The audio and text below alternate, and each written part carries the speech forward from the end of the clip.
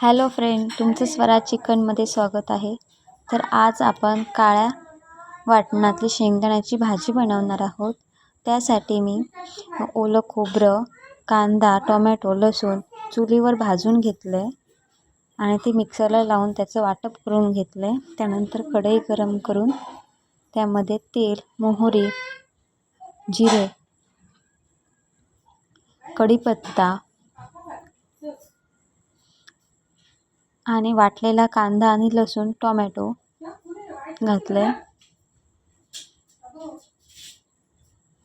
बघा, छान त्याला तेल सुटतंय. आता मी वाटलेलं खोबरं मी सेपरेट वाटलेलं खोबरं सेपरेट वाटलेलं आणि कांदा, टोमॅटो आणि लसूण सेपरेट अजून मिक्सरला लावले. ते आता मी घरगुती गरम मसाला पण टाकलाय, तिखट टाकलंय, हळद टाकली आहे. बघा, वाटणाला छान तेल सुटतंय.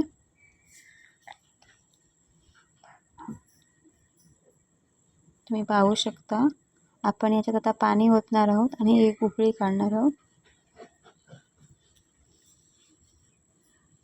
तुम्ही पाहू शकता. यात आता मी मीठ टाकलंय.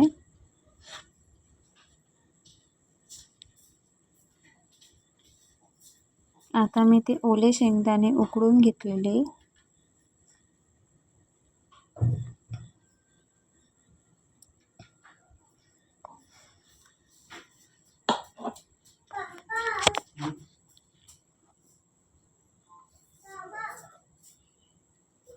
बघा, आपली छान अशी काळ्या वाटणातली शेंगदाण्याची भाजी होत आली आहे.